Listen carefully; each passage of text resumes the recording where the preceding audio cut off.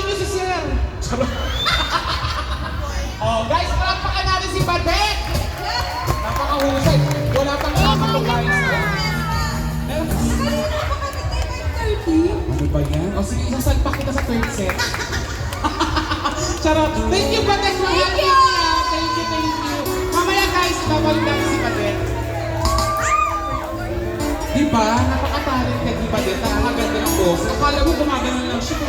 Yung boses. Diyos ko. Parang siyang ano. O sige, sing, sisimulan na rin.